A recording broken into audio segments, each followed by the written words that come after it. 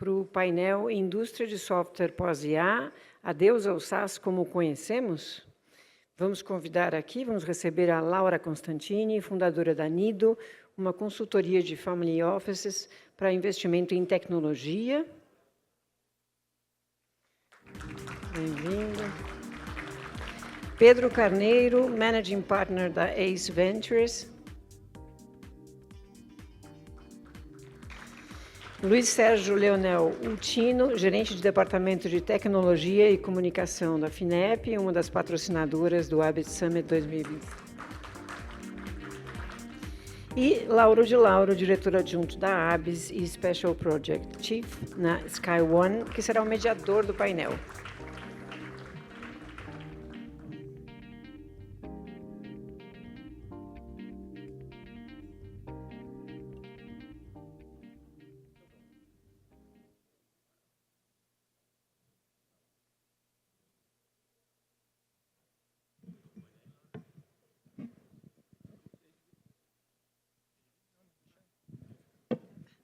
Alô? Bom, muito bom. Primeiro, eu queria agradecer a vocês três, né, Laura, o Pedro, o Luiz, aqui pela oportunidade de poder aqui debater um pouco esse tema. Os painéis estão excelentes, eu estou vidrado aqui com os assuntos, acho que esse último trouxe bastante informação para a gente em relação, né, às pessoas em relação ao IA, e aqui a gente vai tentar buscar um pouco mais como é que essa vinda do IA, essa transformação do IA, impacta nas empresas de software, pensando o software aqui como SaaS, pensando o software como RP, pensando o software aqui, alguma coisa que transforma um negócio ou ele traz a informação necessária para o negócio crescer. A gente tem 3 especialistas aqui no mundo que envolve VCs e que envolve fomento, investimento. Então, a gente vai trabalhar um pouco aqui o tema misturando o que é essa transformação que IA traz versus como é que a gente pode ver, ajudar e fazer acontecer essa transformação. Então, acho que a primeira entrada aqui para a gente pensar é que, de alguma forma, a vinda do IA ela dá uma bagunçada nesse mundo do software, no sentido de trazer, talvez, novas competências, novos desafios e, por sua vez, vai gerar transformação, né? Então, de uma forma bem direta aqui, eu vou fazer uma pergunta mais para a gente começar a debater, e aí vamos trocando, acho que essa é a ideia, vocês têm uma baita bagagem para contribuir aqui com alguma das questões. Tá? Então, acho que um ponto o SaaS sempre foi um sinônimo aí de inovação, previsibilidade, né? As empresas utilizam o software como um ativo importante para a sua execução de negócio, né? Agora, a inteligência artificial, como eu falei, ela vem fazer mudanças. Tá? Então, a gente acabou de ver a discussão de mão de obra transformando a forma de ser e como é que ela se transforma e como é que ela vai mudar isso. E a pergunta aqui, já um pouco daquilo que a gente vem conversando, né, como vocês veem esse impacto do IA nessa transformação daquilo que era um ativo tão importante nos últimos 20 anos, que era o SaaS. Vamos, Laura, você que está na ponta aí. Lauro, dizer que a gente é especialista perto de você é sacanagem, né? Gente, eu vou fazer questão que o Lauro também participe com as respostas, porque assim, esse cara tem um conhecimento que é impressionante. É sacanagem, ele está só na moderação. Então, vamos lá. Como que eu vejo o mundo que a gente está vivendo agora, né? Eu acho que a gente começa a olhar de novo por um parâmetro onde tem muito mato alto ainda, né? E o que é mato alto? Tem cadeias de valores que, porque precisavam de mais profundidade, de mais robustez de informação e de insights, a gente ainda não tinha endereçamento disso. Então, corroborando um pouco com o que a gente conversou na salinha, eu acho que a gente vai ver soluções mais verticalizadas e mais aprofundadas, tirando o mercado daquelas soluções que eram horizontalizadas, ou as horizontalizadas trazendo, né, as verticais e aprofundamento. É tudo uma questão de entender qual que é a velocidade que as coisas vão acontecer. Então, existe, né, uma inércia favorável para quem tem a base de clientes e dados, mas, dada a velocidade que as coisas estão acontecendo, isso tende a se tornar obsoleto com o tempo também. Então, acho que é interessante o mundo que a gente está vivendo. Acho que abre uma perspectiva para a resolução de várias questões de problemas e de usos, né, casos de usos que a gente ainda não tinha solução, mas, ao mesmo tempo, dá uma chacoalhada, né, naquilo que estava de pé. Deixar o Pedro falar também. Não, legal. Obrigado pelo convite. Tudo bem, pessoal? Boa tarde. Olhando como investidor, eu acho que tem muito impacto, principalmente no resultado e no destino final das empresas e companhias de software. A gente aqui na ACE já investiu em mais de 150 empresas nesse estágio. E o que vai acontecer com o IA? Né? Você aumenta muito o teto, porque fica muito mais rápido e fácil quando o negócio encaixa, ele consegue crescer mais rápido, porque ele não depende mais daquele exército de desenvolvedores, de alinhamento entre centenas de pessoas e etc. A gente está vendo empresas que chegam em 100 milhões de dólares de receita anual em menos de um ano, em 8 meses, 7 meses. Então, isso significa que você pula algumas etapas de escala no software, eu acho que isso é muito importante, mas também acaba deixando a parte inferior muito mais competitiva. Explico, né? A gente tem, sei lá, das 150 empresas de software que a gente investiu, boa parte delas nem explodiu e deu milhares de vezes de retorno, como algumas deram, e também não é um total fracasso, a empresa não consegue fechar as contas e fechou.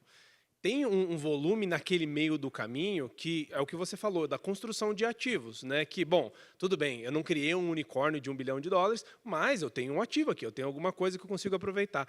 Eu acho que essas empresas é as que vão mais sofrer, porque boa parte das nossas vendas de empresas, dos exits, né, é muito para economizar o tempo da empresa compradora.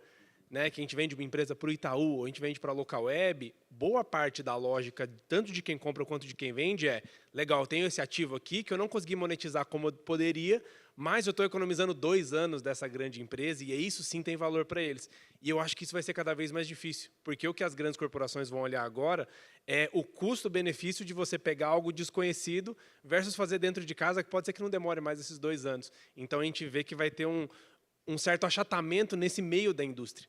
Quem vai muito bem, vai muito melhor, e quem não vai tão bem assim, vai ser empurrado cada vez mais para baixo. Então. Bem, boa tarde a todos e a todas. Estou aqui da FINEP, representando aqui, e queria agradecer aqui o convite aqui da ABS. E a questão aqui é falar a respeito tanto dessa parte de agêntica, né, quanto o SaaS. Eu acho que são 2 modelos que vão coexistir, não haverá uma substituição total, e acredito que tanto essa parte de questão de alguns modelos que todo mundo achava que poderiam ser substituídos não foram, como de nuvem, que tem a questão também da infraestrutura que algumas empresas também têm em casa, em infraestrutura e on-premise. E também questão de, no futuro, o pessoal achava que ia ter só o smartphone, ia dispensar o notebook, e ainda não aconteceu. Então, essa é uma maneira de um aprimoramento do serviço de SaaS com IA agêntica. Agora, voltando para a questão de software, ele vai mudar completamente. Muito se pensava nessa questão do SaaS, da recorrência, da previsibilidade, e a questão das funcionalidades, do código. E com a IA agêntica, vai ficar muito atrelado ao resultado, ao impacto que o software vai efetuar, os agentes de IA. Então, nessa questão toda, eu acho que o principal é a orquestração de todos esses agentes autônomos que vão estar disponíveis, porque antes o software dependia do ser humano para analisar, para fazer a parte da funcionalidade, e agora os agentes autônomos vão trabalhar em cima. Então, nessa questão de orquestração, eu acho que é um passo que cabe bastante, tem um nicho aí para avançar, e nisso eu acho que, nessa questão do apoio, né, da FINEP, então nessa parte de fomento de IA, eu acho que é um caminho promissor. Boa, boa. Eu acho que a gente trouxe aqui, né, Pedro, Laura e Luiz, acho que um ponto que essa transformação, ela acontece tanto a partir da própria execução de novas funções que o IA pode fazer com mais excelência, vamos chamar, não vamos só a questão de velocidade, que não é a questão, mas a profundidade que ele consegue fazer, e principalmente a transformação homem-máquina. Então, essa coisa de gente interagir por uma tela, tendo que digitar alguma coisa para ter uma resposta, ela está num ciclo de fim de curso. Essa é a verdade. Então, acho que a grande primeira modificação é essa, né? Ela passa a ter uma interação, agente homem-máquina, muito diferente do que era até então com essa tecnologia. Isso vai gerar uma transformação natural, né? Então, acho que um ponto aqui que talvez nessa linha da discussão que a gente está tendo, é como que a gente vê que o código está virando commodity.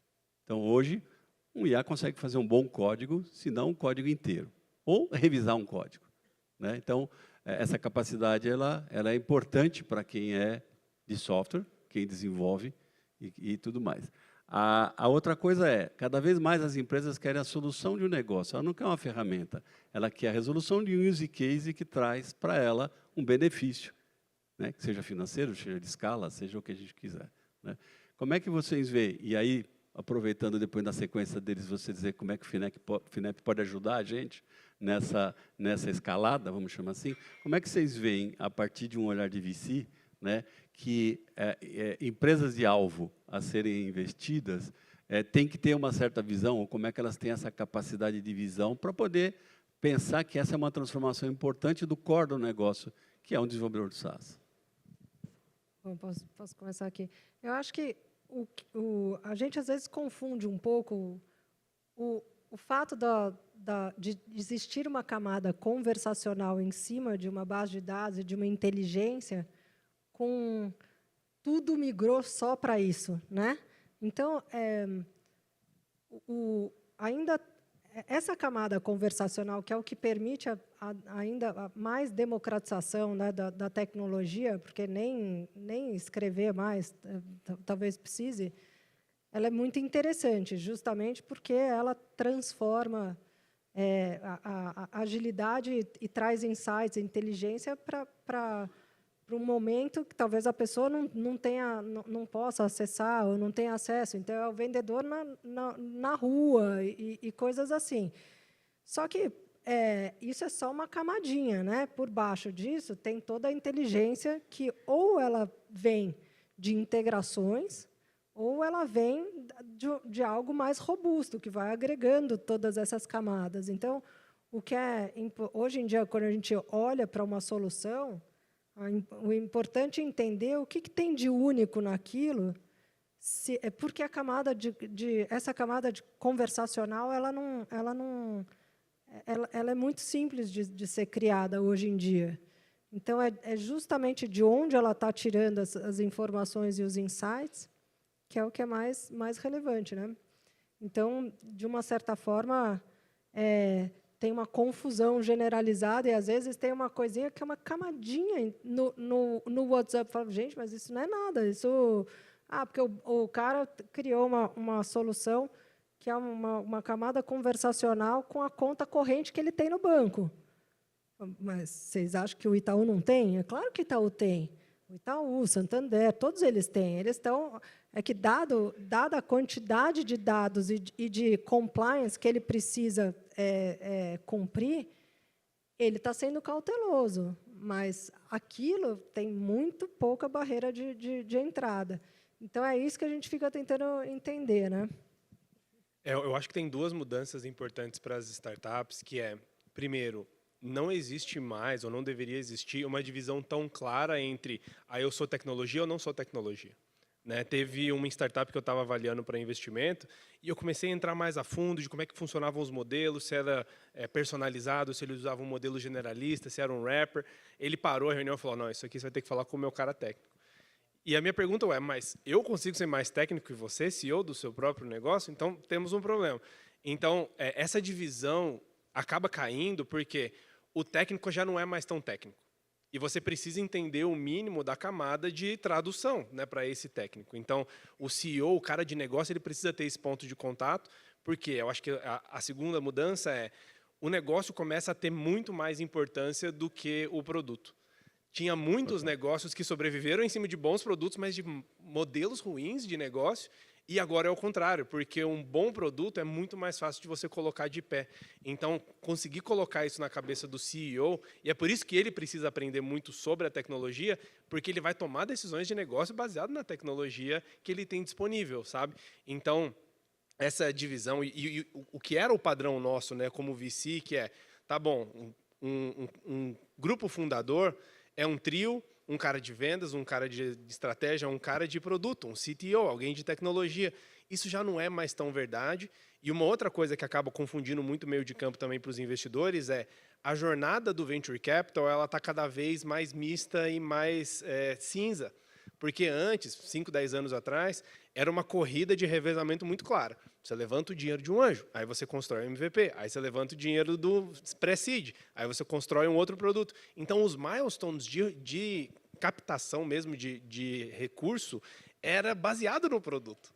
Então, como acontece hoje, né? Se o cara consegue chegar do 0 até 100 milhões de usuários em 10 meses, aonde ele para? E onde a gente, como VC, entra nessa rodada? Porque acaba virando tudo. E, Pedro, ele faz um MVP usando Lovable em E já está com $300 mil de receita mensal.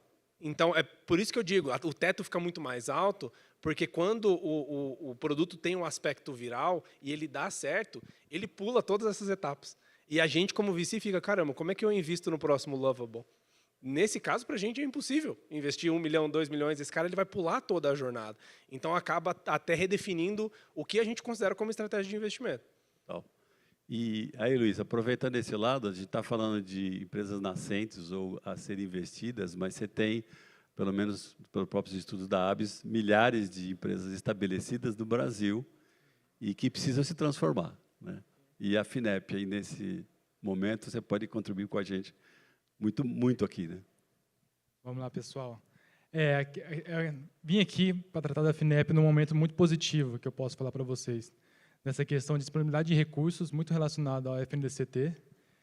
Uma articulação coordenada entre vários ministérios, por meio da Nova Indústria Brasil, né, uma política industrial clara do governo federal, baseada em 6 missões, daqui do setor, a missão 4, transformação digital das empresas, é uma missão clara, e também, além do software, também tem essa transversalidade. Então, não é só projetos de transformação digital, a missão 4, também acaba alcançando as outras missões. Então, nessa questão, IA é um dos vetores disso, desse desenvolvimento, desse apoio. Então, e, além disso, tem o Plano Brasileiro de Inteligência Artificial, que é outro norteador de política de diretriz que a gente tem lá na FINEP, de aplicar os recursos. Então, dada essa disponibilidade de recursos, felizmente, a gente consegue apoiar uma gama maior de projetos, tanto com mais risco tecnológico, que é subvenção concorrencial, recurso a fundo perdido, com TRLs mais baixos, e crédito com juros atraentes, TR, a partir de 2,5%, que são projetos que, por favor, se vocês estão vendo toda essa transformação acontecendo, se vocês querem desenvolver um projeto com risco tecnológico, desenvolvimento, por favor, procurem a gente, que a gente quer apoiar esse tipo de projeto. Não fiquem só com risco, compartilhem com a FINEP. A gente vai ajudar e acaba que isso tudo pode basear nessa questão de IA. Eu acho que é um bom momento e, felizmente, se vocês tiverem interesse, acho que a FINEP pode contribuir muito com essas ações. Ótimo, ótimo. Acho que são 2 temas que a gente tem que sempre pensar, né? A gente tem a nascente, ou aqui a gente tem que olhar com o VC para que ela tenha um ciclo de nascimento e crescimento, mas você tem a grande parte, inclusive, das empresas associadas da ABS, são empresas estabelecidas há bastante tempo, com receita estabelecida, com crescimento e fazendo riqueza do Brasil, né? E o apoio é fundamental para que ela possa também pensar nessa sua transformação. A gente vê que o IA ele vem para transformar em níveis mais profundos ou menos profundos em relação àquilo que se executa numa empresa de software, mas é fundamental esses 2 lados. Um como é que eu olho empresas que eu posso trazer para o meu portfólio e fazer com que elas cresçam o suficiente para virar o unicórnio que eu seja, ou a grande empresa, ou até levar ela ao ponto de sofrer uma aquisição por uma consolidadora, né? Quanto a que está já estabelecida e precisa crescer do ponto de vista da sua transformação com recurso que em todo lugar no mundo é grande e estruturado, as empresas, né, o governo ajuda também, né? Ele contribui com isso. E só para a gente aproveitar aqui o nosso tempo, né, Laura, nos olhares, e a gente se conhece há bastante tempo, né, como é que você tem visto e o Pedro também na mesma linha, tá? Esse novo ciclo de empresas que estão usando o IA como a captura ou a visibilidade para receber investimentos. Isso tem aumentado, isso está mais de lado, são empresas que já têm no seu portfólio outro produto e botam o IA para poder fazer o VC ter mais interesse. Como é que é isso? Quando eu boto IA na tecnologia é bom, duro quando põe só no discurso, né? Exato. Então, eu acho que tem uma... O que é legal, mas é o desafio de trabalhar com VC, é que a cada 3 anos a gente tem que reestudar tudo, né? E aí é o momento onde a gente está, que é o que... Então, o Brasil ele é um país periférico, né? A gente não cria as plataformas de estruturação de tecnologia, a gente cria camadas de aplicação. A gente está num momento de tentar significar o que é isso, né? E qual vai ser a vocação do empreendedor brasileiro. E quando a gente entrou lá atrás, a gente começou a falar de tecnologia, a gente estava numa fase madura do ciclo. Então, o SaaS que saía aqui era muito parecido com o SaaS que saía nos Estados Unidos. Então, a gente comparava a RD com a HubSpot. Eram business semelhantes, dava para comparar o crescimento e tal. Hoje, as coisas estão mais embaralhadas. Então, você tem que entender se está falando de uma infraestrutura ou não, se tem desafio de integração ou não, porque tudo isso demora mais, mas tem uma barreira de entrada maior. Quão replicável é essa camada de aplicação que está sendo construída em cima de tecnologias de terceiros, né? E todas as... então, hoje, tem muita ciência nas integrações, porque você vai criando... Se antes você tinha aquelas... as camadas de infraestruturas muito claras, hoje tudo isso vem com uma facilidade de integração muito grande, mas a ciência na integração aí é outra coisa que a gente precisa entender e avaliar. Ou seja, respondendo a sua pergunta,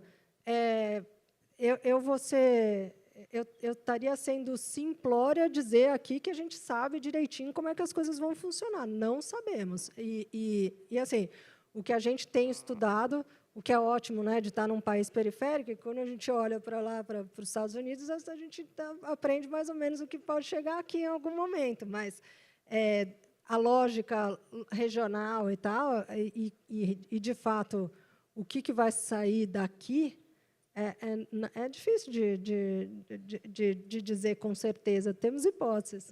Não tem bola de cristal, né? Eu concordo muito com a Laura. Esse ano, eu acho que eu não recebi nenhum pitch que não tinha AI.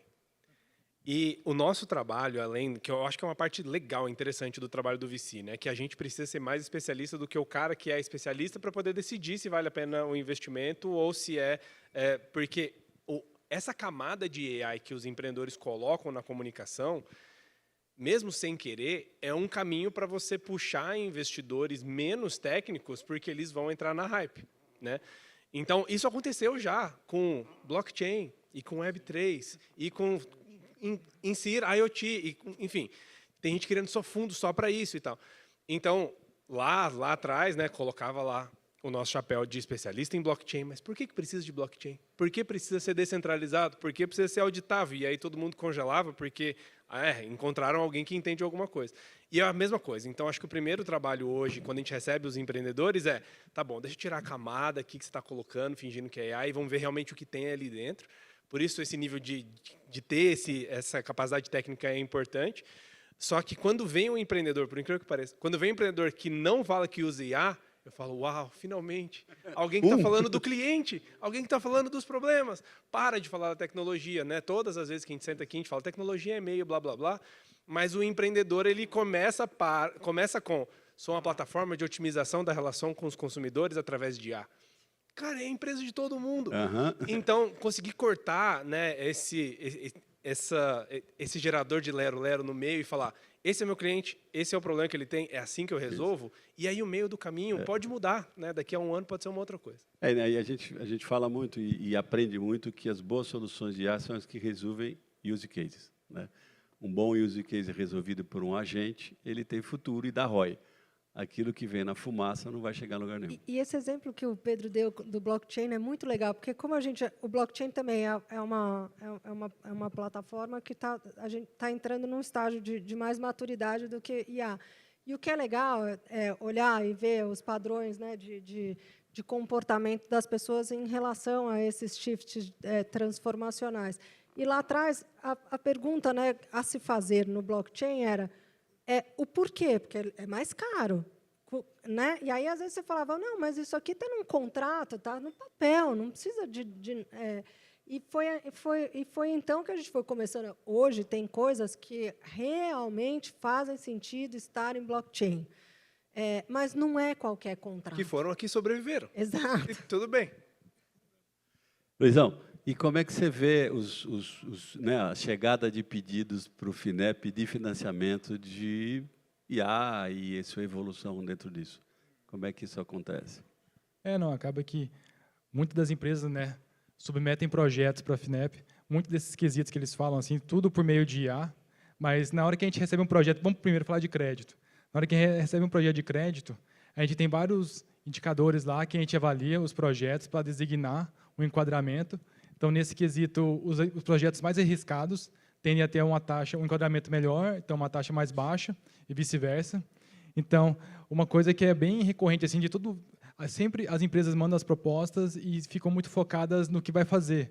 Mas a gente quer saber, a gente apoia o risco tecnológico, a gente quer saber esse salto tecnológico. Quem vai fazer mesmo sabe descrever isso, sabe o que vai fazer. Então, ajuda muito na nossa avaliação. Em questão de quesitos, a gente pensa muito nessa questão da abrangência de inovação. São projetos aqui, se a abrangência é nacional, ou empresa, ou nível mundial. A questão da incerteza tecnológica já foi debatida aqui. Uma condição assim da FINEP que tem também essa integração com o Sistema Nacional de Inovação, então nunca pode deixar de esquecer as universidades, as ICTs, ou então mão de obra qualificada como mestres e doutores. Então, hoje em dia, isso também é avaliado na qualificação da equipe. A trajetória de inovação da empresa, a gente quer ver essas empresas voltando, e é muito agradável de ver empresas que já tiveram apoio da FINEP voltando, meio que desdobrando, uma sequência do desenvolvimento que foi feito anteriormente. E, além desse grau de inovação, que verifica um direcionador, tem outro também, que é a questão da relevância da inovação, muito atrelada aos projetos que estão aderentes às políticas do governo, estão muito relacionados à Nova Indústria Brasil ou o Plano Brasileiro de Inteligência Artificial. Também é muito satisfatório também ver projetos que reduzem a dependência externa do país. Então, se você tem vários players aqui multinacionais, se você é o único nacional, com certeza vem com a gente, que a gente quer apoiar esse tipo de ação, porque essas multinacionais, com certeza, têm a ajuda do governo lá nos países deles, é que a gente quer apoiar.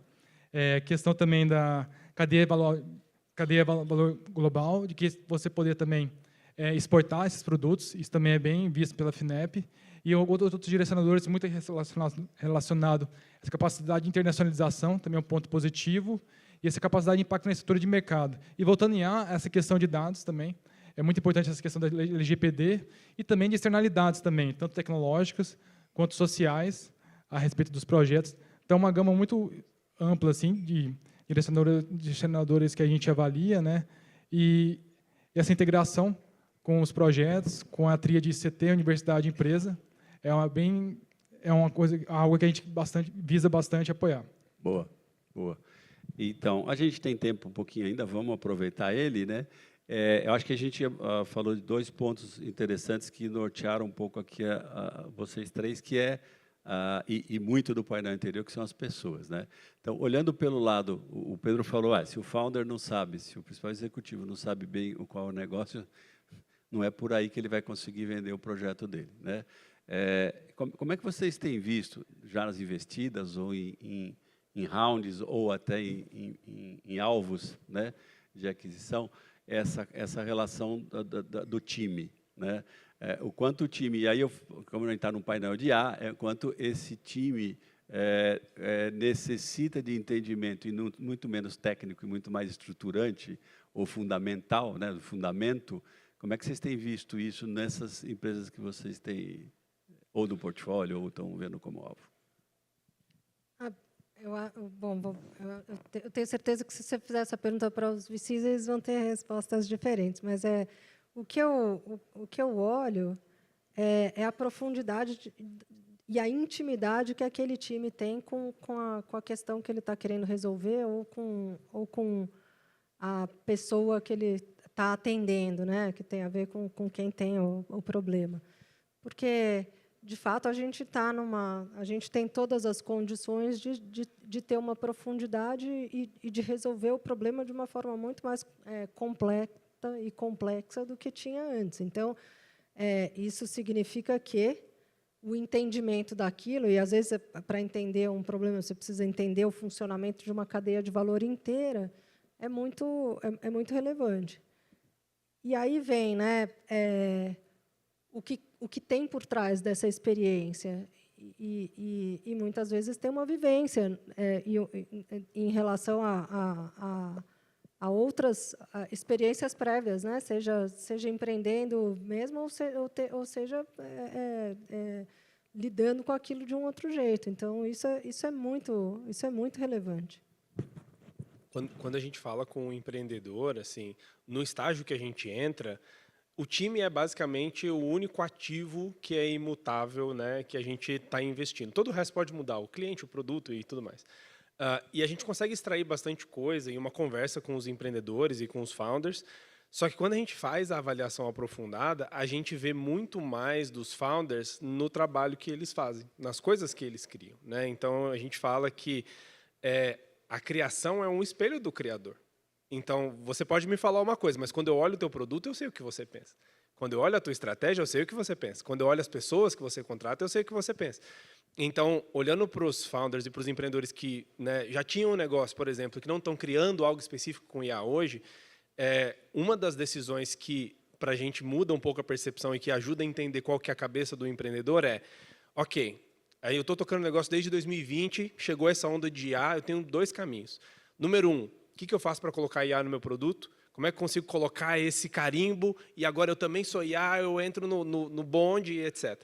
Essa é a decisão que eu acho que é a mais curto-prazista e que faz menos sentido, mas que mostra um pouquinho da visão do empreendedor. E o que os nossos empreendedores estão fazendo do nosso portfólio, que a gente está indicando, né?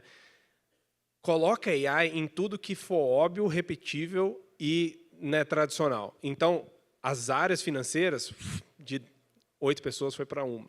RH e folha, de 4 pessoas foi para 1. Por quê? Com isso, você economiza recurso e ganha tempo para pensar no cliente. Porque se você vai colocar AI no que você vai entregar, enfiar na goela do cliente, você está pensando ao contrário. Você está pensando primeiro em você e na tecnologia e depois no teu cliente e no teu produto.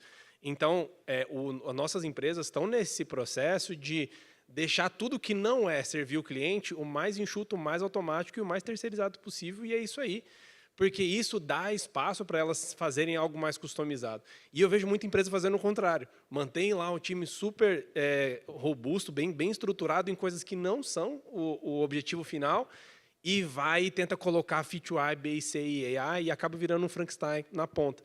E acho que o meu ponto quando você está falando de time, isso fala muito sobre a proximidade e a intimidade que o empreendedor tem com a tecnologia e como ele enxerga, né, essa tecnologia. Você ia complementar, Luiz, da outra? Agora eu queria falar da subvenção. E depois eu falo dessa parte da mão de obra. Legal. A subvenção também, aí sai crédito, entra a subvenção, recurso não reembolsável, para ficar mais claro, o fundo perdido, que tem uma outra ação muito clara, graças ao descontingenciamento do FNDCT, né, isso é possível, desse recurso disponível da FINEP, e muito voltado para o Plano Brasileiro de Inteligência Artificial, o PIBIA, para o eixo 4, que é inovação para empresas, né. Então, é uma subvenção, recurso não reembolsável. Então, acaba que tem muitos projetos que são avaliados. E aí também são outros direcionadores também que a gente apoia também nesse tipo de avaliação. E que verifica tanto essa parte de grau de inovação quanto de relevância da inovação. E acho que um ponto interessante de muitas empresas assim, que mandam propostas que acaba que não se atentam muito ao edital, ou então tentam escrever muitas das situações. Até a gente percebe que é um pouco de ChatGPT, às vezes, na descrição. Só um pouquinho. Mas isso não é ideal, e a gente pega, sabe por quê? Porque não adianta você descrever o projeto se a gente percebe uma consistência muito clara quando o projeto está bem escrito. Porque está refletido no orçamento e está refletido no cronograma físico do projeto. Então, é uma dica que eu dou para as empresas também, de tentar mandar projetos, que às vezes até a empresa tem um projeto bom, tem a aderência à FINEP, mas se não tiver bem escrito, se não tiver claro para quem vai apoiar esse tipo de ação, talvez não fique bom. Então, é uma maneira também de escrever um pouquinho essa parte de subvenção.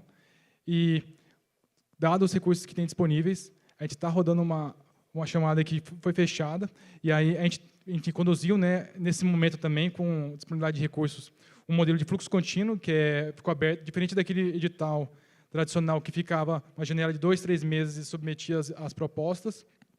Agora a gente entendeu que fazer um edital durante um ano de fluxo contínuo é uma maneira mais orgânica de incentivar, né? O requisito é ter ICT na proposta, né? Então é uma maneira de você articular as ações e mandando as propostas, a gente conseguiu verificar, foi um bom modelo, só que a gente precisa de aperfeiçoamento. Por isso que a gente fechou, e dada a situação positiva que tem de recursos, eu acho que seguramente no futuro vai ter outras ações, muito norteada pelo PIBIA.